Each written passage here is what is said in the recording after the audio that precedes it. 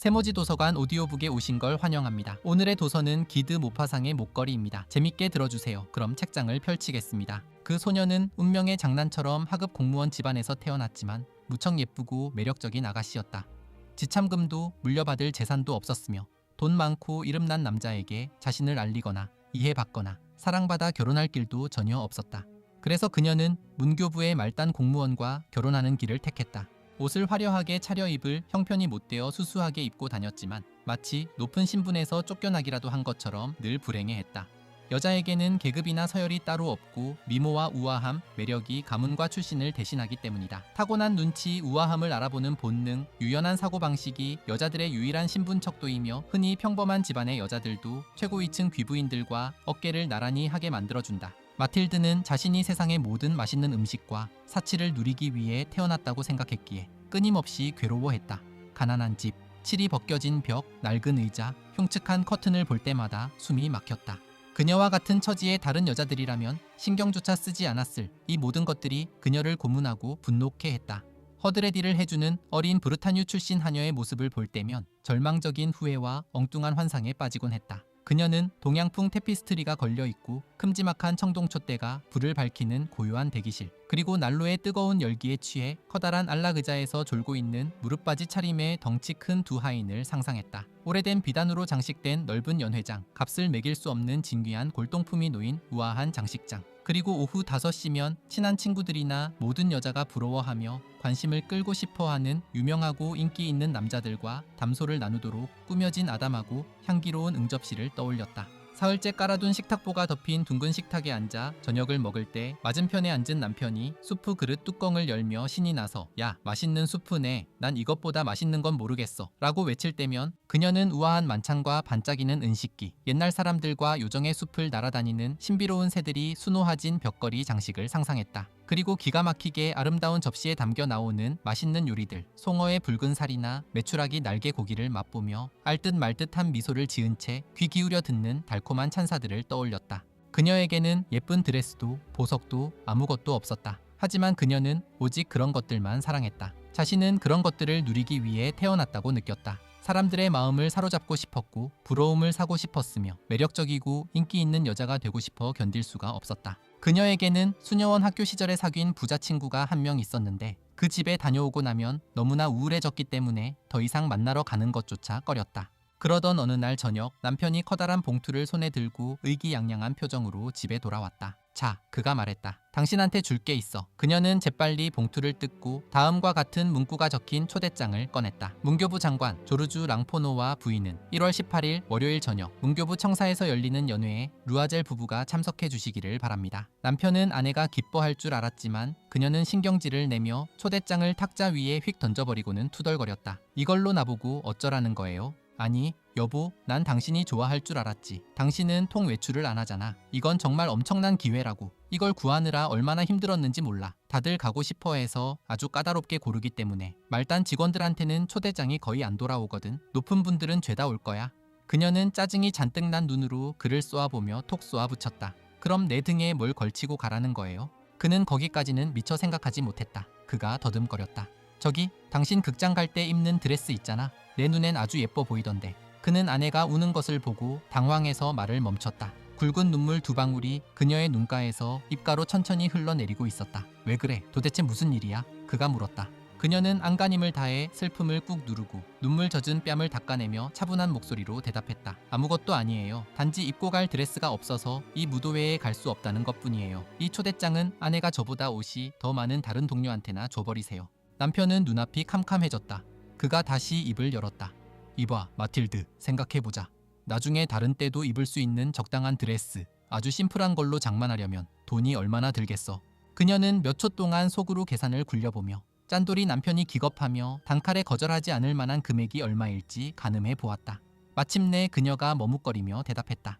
정확히는 모르겠지만 400프랑 정도면 어떻게든 맞춰볼 수 있을 것 같아요. 남편의 얼굴이 약간 창백해졌다. 내년 여름 낭테르 평원으로 일요일마다 종달새 사냥을 가는 친구들을 따라가려고 사냥총을 사기 위해 딱 그만큼의 돈을 모아두고 있었기 때문이다. 하지만 그는 이렇게 말했다. 알았어, 400프랑을 주지. 대신 정말 예쁜 드레스를 사도록 해. 무도회의 날짜가 다가오고 있었지만 루아젤 부인은 슬프고 불안하며 초조해 보였다. 드레스는 진작에 준비되어 있었는데도 말이다. 어느 날 저녁 남편이 그녀에게 물었다. 무슨 일 있어? 요 사흘 동안 당신 아주 이상해 보여. 그녀가 대답했다. 몸에 걸칠 보석이나 장신구가 단 하나도 없다는 게 짜증나요. 정말 빈티나 보일 거예요. 차라리 안 가는 게 낫겠어요. 생화를 꽂아봐. 남편이 말했다. 요즘 같은 계절엔 그게 아주 세련돼 보이거든. 10프랑이면 끝내주게 예쁜 장미꽃 두세 송이는 살 수 있을 거야. 그녀는 전혀 달갑지 않았다. 싫어요. 부자 여자들 사이에서 궁상 맞아 보이는 것만큼 비참한 일은 없단 말이에요. 당신 참 바보 같네. 남편이 소리쳤다. 당신 친구 포레스티의 부인한테 가서 보석 좀 빌려달라고 해봐. 그럴 만큼 친한 사이잖아. 그녀가 기쁨의 탄성을 내질렀다. 맞아요. 왜 그 생각은 못했지. 다음날 그녀는 친구를 찾아가 자신의 딱한 처지를 털어놓았다. 포레스티의 부인은 거울이 달린 옷장으로 가더니 커다란 보석 상자를 꺼내 들고 와서 뚜껑을 열며 루아젤 부인에게 말했다. 골라봐 얘야. 그녀는 팔찌 몇 개를 먼저 보고 나서 진주 목걸이 그리고 세공이 기가 막히게 들어간 보석 박힌 베네치아풍 십자가를 보았다. 그녀는 거울 앞에서 장신구들을 이리저리 차보며 망설였고 그것들을 내려놓고 돌려주려니 영 아쉬워서 결정을 내리지 못했다. 그녀가 계속 물었다. 혹시 더 없니? 아니, 더 있어. 찾아봐. 네가 뭘 좋아할지 모르니까. 순간 검은색 세틴 상자 안에서 눈부시게 화려한 다이아몬드 목걸이를 발견하자 걷잡을 수 없는 욕망에 그녀의 심장이 마구 뛰기 시작했다. 목걸이를 집어드는 그녀의 두 손이 파르르 떨렸다. 목 위까지 꽉 끼는 드레스 위로 그 목걸이를 걸어 잠그고는 거울에 비친 자신의 모습에 넋을 잃고 황홀경에 빠졌다. 그러고는 조마조마한 마음으로 머뭇거리며 물었다. 이것 좀 빌려줄 수 있어? 딱 이것만? 어머 그럼 당연하지. 그녀는 친구의 목을 와락 끌어안고 열정적으로 입을 맞춘 뒤 보물을 챙겨 들고 도망치듯 빠져나왔다. 무도의 날 밤이 되었다. 루아젤 부인은 그야말로 대성공이었다. 그 자리에 온 어떤 여자보다도 예뻤고 우아하고 기품이 넘쳤으며 얼굴엔 미소가 가득했고 기쁨에 들떠 날아갈 것만 같았다. 모든 남자들이 그녀를 쳐다보고 이름을 묻고 어떻게든 소개를 받으려 애썼다. 내각의 수행원들은 하나같이 그녀와 왈츠를 추고 싶어 했다. 심지어 장관까지도 그녀를 눈여겨볼 정도였다. 그녀는 자신의 미모가 거둔 승리와 성공의 영광 속에서 이 모든 찬사와 감탄, 사람들의 뜨거운 눈길, 그리고 여자의 마음을 그토록 설레게 하는 승리감으로 빚어진 행복의 구름 위를 둥둥 떠다니며 모든 것을 잊은 채 쾌락에 취해 열정적으로 춤을 추었다. 그녀는 새벽 4시쯤 무도회장을 빠져나왔다. 남편은 자정부터 썰렁한 작은 대기실에서 아내들이 무도회를 즐기고 있는 다른 3명의 신사와 함께 쪽잠을 자고 있었다. 남편은 챙겨온 겉옷을 그녀의 어깨에 덮어주었다. 평소에 입던 낡고 수수한 옷이었기에 무도회 드레스의 우아함과 너무나 대조를 이루었다. 그녀도 그걸 느꼈고 값비싼 모피 코트를 두르고 있는 다른 여자들의 눈에 띄지 않도록 서둘러 도망치고 싶어 했다. 루아젤이 그녀를 붙잡으며 말했다. 잠깐만, 밖에 나가면 감기 걸려. 내가 마차를 불러올게. 하지만 그녀는 남편의 말을 무시하고 계단을 서둘러 내려갔다. 거리에 나섰지만 마차는 보이지 않았고 그들은 멀리 지나가는 마부들을 향해 소리를 지르며 마차를 찾아 헤매기 시작했다. 그들은 추위에 벌벌 떨며 절망적인 기분으로 생강 쪽을 향해 걸었다. 마침내 그들은 강변에서 마치 낮에는 자신의 초라한 꼴을 보여주기 부끄러워 어둠이 깔리고 나서야 파리 시내에 나타나는 듯한 다 낡아빠진 야간 마차 한 대를 찾아냈다. 마차는 마르티르 거리에 있는 그들의 집 앞에 멈춰섰고 그들은 우울한 발걸음으로 아파트 계단을 올라갔다. 그녀에게는 모든 것이 끝나버린 기분이었다. 남편은 당장 아침 10시에 문교부로 출근해야 한다는 생각뿐이었다. 그녀는 영광스럽게 빛나는 자신의 모습을 마지막으로 한 번 더 보려고 거울 앞에서 겉옷을 벗었다. 그런데 갑자기 그녀가 비명을 질렀다. 목에 걸려 있어야 할 목걸이가 감쪽같이 사라진 것이다. 이미 옷을 반쯤 벗고 있던 남편이 다그쳐 물었다. 무슨 일이야? 그녀가 넋이 나간 채 남편을 돌아보았다. 나한테 포레스티의 부인의 목걸이가 없어졌어요. 그녀가 울부짖었다. 남편이 어안이 벙벙해서 벌떡 일어났다. 뭐라고? 어떻게? 말도 안 돼. 그들은 치마 주름 사이, 망토 주름 사이, 주머니 온갖 곳을 다 뒤졌지만 목걸이는 보이지 않았다. 무도회장에서 나올 때 차고 있었던 거 확실해? 그가 물었다. 네, 장관님 댁현관에서 만져봤단 말이에요. 하지만 길거리에서 떨어뜨렸다면 소리가 났을 텐데 마차 안에 있는 게 분명해. 네, 아마도요. 마차 번호 봤어요? 아니, 당신도 못 봤어? 네. 그들은 망연자실해서 서로를 쳐다보기만 했다. 마침내 루아젤이 다시 주섬주섬 옷을 주워 입었다. 내가 걸어왔던 길을 싹 다 다시 훑어보고 올게. 혹시 찾을 수 있을지도 모르니까. 그가 말했다. 남편은 나갔다. 그녀는 불도 떼지 않은 싸늘한 방에서 침대에 누울 기력조차 잃은 채 아무런 생각도 하지 못하고 무도회 드레스를 입은 모습 그대로 의자에 주저앉아 남편을 기다렸다. 남편은 아침 7시쯤 돌아왔다. 그는 아무것도 찾지 못했다. 그는 경찰서와 신문사들을 찾아다니며 현상금을 걸었고 마차 회사들을 비롯해 지푸라기 같은 희망이라도 보이는 곳이라면 어디든 발품을 팔았다. 그녀는 이 끔찍한 재앙 앞에서 미쳐버릴 것 같은 두려움에 사로잡힌 채 하루 종일 기다렸다. 루아젤은 퀭하고 헬쑥해진 얼굴로 밤늦게 돌아왔다. 그는 아무런 단서도 찾지 못했다.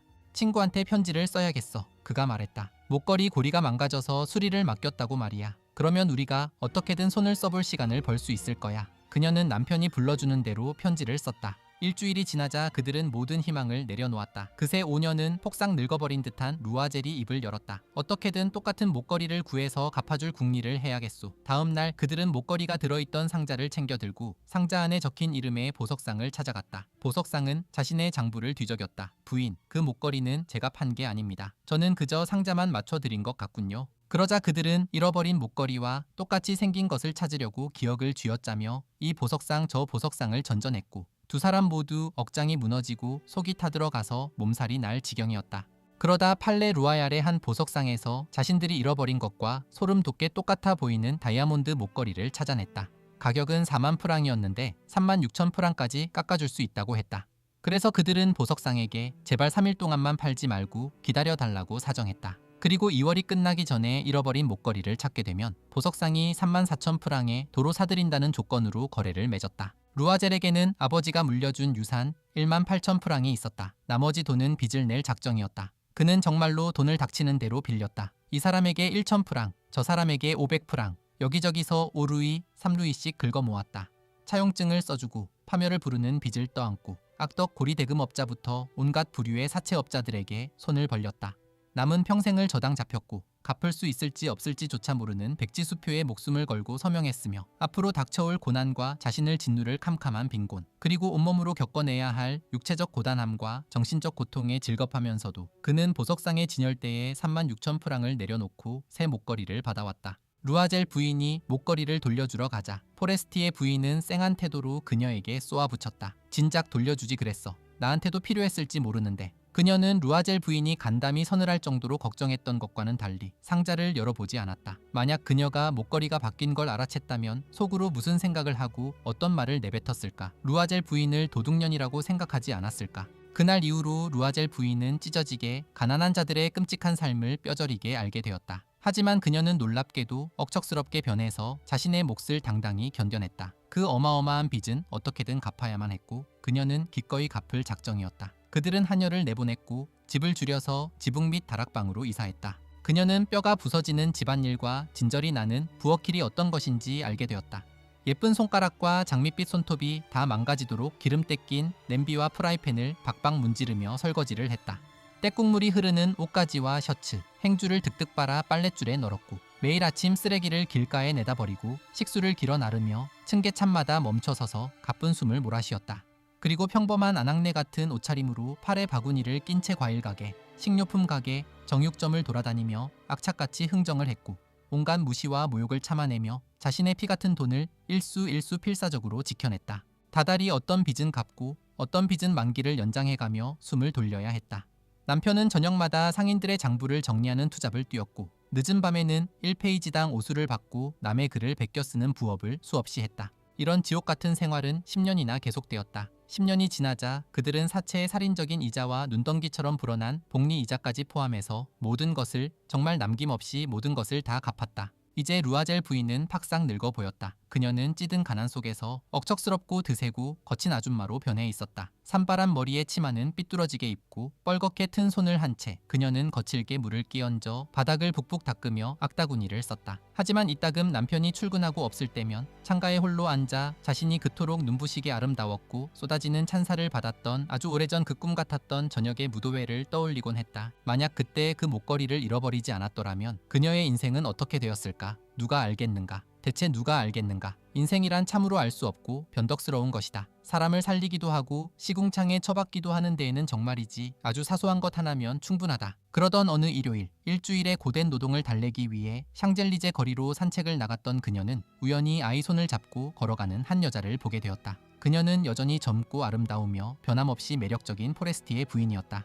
루아젤 부인은 가슴이 뛰었다. 그녀에게 말을 걸까? 그래, 안 될 게 뭐야. 게다가 이제 빚도 다 갚았으니 당당하게 모든 걸 털어놓아야겠다. 못할 이유가 없지 않은가. 그녀가 다가갔다. 안녕, 잔. 상대방은 이 초라한 아줌마가 다짜고짜 반말을 하는 것에 깜짝 놀라 그녀를 전혀 알아보지 못한 채 더듬거렸다. 저기, 아주머니, 저는 그쪽을 모르는데요. 사람을 잘못 보신 것 같네요. 아니야, 나 마틸드 루아젤이야. 그녀의 친구가 기겁하며 소리쳤다. 오 세상에, 불쌍한 내 마틸드. 어쩌다 꼴이 이렇게 된 거니. 응, 널 마지막으로 본 뒤로 아주 지독하게 살았어. 엄청난 고생을 했지. 게다가 그게 다 너 때문이었어. 나 때문이라고. 그게 무슨 소리야? 장관님 무도회 때 하고 가라고 네가 빌려줬던 다이아몬드 목걸이 기억나지? 응, 그런데 실은 내가 그걸 잃어버렸었어. 무슨 소리야? 네가 나한테 돌려줬잖아. 너한테 완전히 똑같은 걸로 다시 사서 돌려준 거야. 그리고 우린 그 빚을 갚느라 10년이 걸렸어. 쥐뿔도 없던 우리한테 그게 얼마나 뼈 빠지는 일이었을지 너도 알겠지. 그래도 드디어 끝났고 난 지금 너무 후련해. 포레스티의 부인이 우뚝 걸음을 멈췄다. 내 걸 대신하려고 다이아몬드 목걸이를 새로 샀단 말이니? 응, 너 눈치 못 챘었구나. 그렇지, 아주 비슷했거든. 그러면서 그녀는 떳떳하고도 해맑은 기쁨에 차서 환하게 미소를 지었다. 포레스티의 부인은 충격과 감동에 휩싸여 그녀의 두 손을 덥석 잡았다. 오, 불쌍한 내 마틸드. 어떡해, 내 목걸이는 가짜였어. 비싸봐야 500프랑밖에 안 하는 거였다고.